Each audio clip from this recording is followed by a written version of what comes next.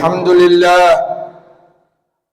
لله الذي أفاض عباده برحمته وعنايته. أشهد أن لا إله إلا الله وحده لا شريك له، وأشهد أن محمدا عبده ورسوله لا نبي بعده. اللهم صل وسلم على سيدنا محمد وعلى آله وأصحابه وأزواجه وذرياته أجمعين.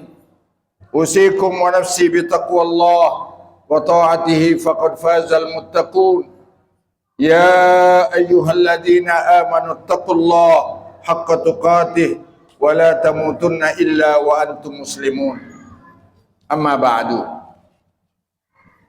وقال الله تعالى في آيات أخرى من القرآن الكريم: سبحان الذي أسرى بعبده ليلا من المسجد الحرام إلى المسجد الأقصى الذي باركنا حوله لنريه من آياتنا. وقال صلى الله عليه وسلم: من حافظ على الصلوات الخمس ثبت الله قدميه على الصراط وأعانه عليه. صدق الله وصدق رسوله النبي الكريم ونحن على ذلك من الشاهدين والحمد لله رب العالمين. Sidang salat Jumat yang sama-sama dimuliakan oleh Allah. Puji dan syukur hendaklah senantiasa kita panjatkan kehadirat Allah atas segala karunia-Nya, atas segala maunah-Nya, pertolongan-Nya, atas segala kemuliaan yang Allah karuniakan kepada kita. Sehingga alhamdulillah kita tetap berada dalam situasi yang baik, dapat menghambakan diri kepada Allah dengan melaksanakan perintah-Nya. Salawat serta salam Allahumma salli ala Sayyidina Muhammad hendaklah banyak-banyak kita haturkan kepada junjungan kita Nabi besar Muhammad sallallahu alaihi wasallam, apalagi kalau itu adalah hari Jumat, karena sesuai sabda beliau, aksiru as-salata alayya yaumal jumu'ah fa inna man shalla alayya marratan sallallahu biha asyra. Perbanyaklah bersolawat kepadaku di hari Jumat, karena sesungguhnya orang yang bersolawat kepadaku sekali, maka Allah akan membalas solawatnya dengan 10 kali solawat.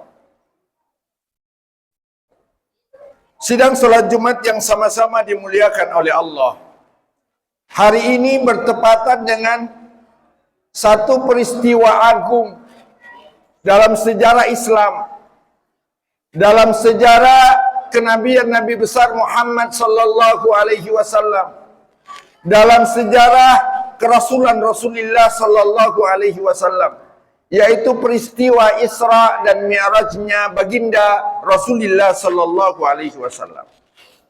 Peristiwa ini tidak boleh dijadikan cuma sekedar rutinitas sejarah yang mengagumkan, tapi luput dari nilai mengambil iktibar, mengambil pelajaran untuk kehidupan kita sehari-hari. Maka perjalanan Rasulullah sallallahu alaihi wasallam itu adalah penuh hikmah, penuh iktibar, penuh pelajaran yang bisa kemudian kita petik dalam perjalanan hidup kita. Yang pertama adalah meningkatkan nilai keimanan kepada Allah Subhanahu wa taala. Maka Allah kemudian mengatakan, linuriyahu min ayatina. Kami akan perlihatkan tanda-tanda kebesaran kami di dalam peristiwa Isra Mi'raj, dan tanda-tanda kebesaran kami dalam ciptaan, setiap ciptaan yang kami ciptakan. Karena di situ ada tanda bahwa Allah Maha Kuasa, bahwa Allah Esa, bahwa Allah lah yang berhak untuk disembah pada setiap ciptaan. Maka kemudian Allah mengajak kita kemudian, kul siru fil ardi fanzuru kaifa kana akibatul mufsidin. Lakukanlah perjalanan, lihatlah tanda-tanda kebesaran Tuhanmu dalam perjalananmu di muka bumi ini. Sungguh Allah akan menghancurkan orang-orang yang melakukan kerusakan di muka bumi. Itu adalah tanda kebesaran Allah Subhanahu wa ta'ala. Maka kemudian kita harus meningkatkan nilai keimanan kita kepada Allah pada hal yang Allah perlihatkan atau pada hal yang Allah firmankan di dalam Al-Quran. Maka itulah kemudian jaddidu imanakum bila ilaha illallah. Maka perbaharuilah imanmu dengan nilai la ilaha illallah. Yang kedua, kita hendaklah dalam hidup ini selalu mengedepankan nilai tawadu, nilai rendah hati terhadap segala sesuatu yang terjadi di lingkungan kita. Karena sesungguhnya tidak terjadi sesuatu kecuali di situ ada ketentuan Allah yang maha luhur dan maha tinggi. Kelebihan karunia kedudukan oleh Allah di tengah masyarakat itu adalah karunia Allah yang maha luhur. Kekurangan yang mungkin kita rasakan itu adalah bukti ketentuan Allah yang maha luhur yang mungkin belum bisa kita pahami maknanya. Maka apa? Hendaklah hidup ini kemudian kita tawadu supaya kita kemudian dimuliakan oleh Allah Subhanahu wa taala. Sebagaimana Rasulullah sallallahu alaihi wasallam mensabdakan dalam hadis sahihnya, "Ma tawada'a 'abdun illa rafa'ahu Allah." Tidaklah seorang hamba selalu tawadu dalam hidupnya, merendahkan hatinya dalam kehidupan ini, kecuali Allah akan mengangkat derajatnya dalam kehidupan ini dan setelah kehidupan ini. Yang ketiga, yang harus kemudian kita petik adalah bahwa perjalanan Rasulullah sallallahu alaihi wasallam diisra mi'rajkan oleh Allah Subhanahu wa taala untuk menerima perintah kewajiban salat. Maka tingkatkanlah nilai salat kita dalam keseharian kita. Jangan ada satu salat 5 waktu yang diwajibkan oleh Allah terlewatkan untuk kita laksanakan. Karena syariat salat itu berbeda dengan syariat-syariat kewajiban yang lain. Isra Mi'rajnya Rasulullah sallallahu alaihi wasallam menunjukkan bahwa syariat salat berbeda dengan syariat puasa, berbeda dengan syariat zakat, berbeda dengan syariat haji. Dia mempunyai kedudukan tersendiri di sisi Allah Subhanahu wa taala. Karena ini adalah media syariat yang dijadikan dan diwajibkan oleh Allah supaya hambanya bisa kemudian berkomunikasi dengannya, bisa kemudian bermunajat kepadanya. Maka kemudian dalam sejarah syariat Islam, hukum Islam, semua syariat yang diwajibkan oleh Allah, cukup Allah perintahkan Jibril untuk menyampaikan kepada Rasulullah sallallahu alaihi wasallam. Tapi solat beda. Ternyata solat tidak cukup.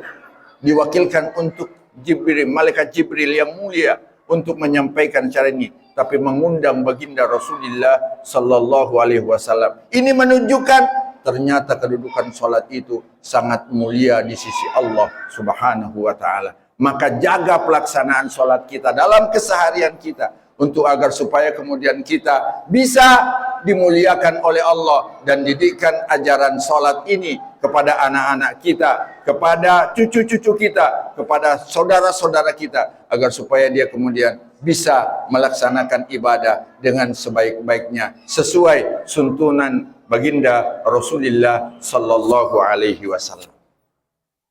Hikmah yang keempat dan mungkin ini yang terakhir dalam kesempatan singkat khutbah ini. Dari Isra Mi'raj itu ada peristiwa di mana Rasulullah sallallahu alaihi wasallam disuruh memilih di antara 2 minuman. Dibawakan kepada beliau minuman.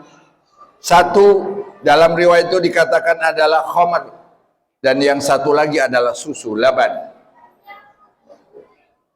Rasulullah sallallahu alaihi wasallam memilih makanan yang dihalalkan oleh Allah, minuman yang dihalalkan oleh Allah, yaitu susu. Kenapa? Apa hikmahnya? Ternyata disampaikan oleh Allah di dalam Al-Quran bahwa semua Rasul diperintahkan oleh Allah untuk memilih makanan-makanan yang halal dan baik. Dalam Al-Quran Allah berkata, Ya ayyuhar rusulu kulu minat tayyibati wa'amalu salihah. Wahai para Rasul, makanlah makanan yang dihalalkan oleh Allah dan yang baik. Baru kemudian di situ ada waw ataf yang menunjukkan konsekuensi yang akan lahir setelah kita memperhatikan makanan kita. Kita bisa beramal yang soleh. Wa'malu sholihah. Setelah itu baru Anda bisa beramal soleh. Artinya apa? Kalau ada orang yang kemudian berat beramal soleh dalam kehidupannya, mungkin dipengaruhi oleh asupan dari apa yang dia konsumsi. Maka ini penting dalam perjalanan hidup kita. Makanan-makanan yang kita suguhkan untuk keluarga kita, untuk anak-anak kita, supaya anak-anak kita punya sen untuk kebaikan dalam hidupnya. Kita harus memilihkan makanan yang halal dan baik. Makanya itulah Rasulullah Sallallahu Alaihi Wasallam memilih. Karena Rasulullah SAW mengatakan dalam hadis sahihnya, kullu lahmin nabata minal haram fannaru aula bih. Setiap daging yang tumbuh dari minuman, dari makanan yang tidak dihalalkan oleh Allah, sungguh dia akan menjadi bahan bakar api neraka Allah Subhanahu wa taala nanti di akhirat. Maka ini penting dalam kehidupan kita untuk kemudian kita menjaga. Dan ini adalah salah satu hikmah daripada perjalanan Isra Mi'raj. Kenapa Rasulullah disuruh memilih dua makanan, dua minuman, yaitu antara susu dan khamar. Dan Rasulullah memilih sesuai fitrahnya bahwa sesungguhnya susu itu adalah makanan yang dihalalkan dan minuman yang dihalalkan oleh Allah. Dan pada gilirannya Rasulullah SAW bisa melahirkan kebaikan-kebaikan di dalam kehidupannya, di dalam tingkah lakunya. Karena dia sudah membiasakan diri dengan kebaikan-kebaikan makanan. Mudah-mudahan Allah Subhanahu wa taala membimbing kita untuk memahami hikmah di balik perjalanan Rasulullah sallallahu alaihi wasallam dan bisa kita implementasikan dalam kehidupan kita sehari-hari. Barakallahu li wa lakum fil Qur'anil azim wa nafa'ani wa iyyakum bima fihi minal ayati waz zikril hakim wa taqabbala minni wa minkum tilawatah innahu huwas samiul basir.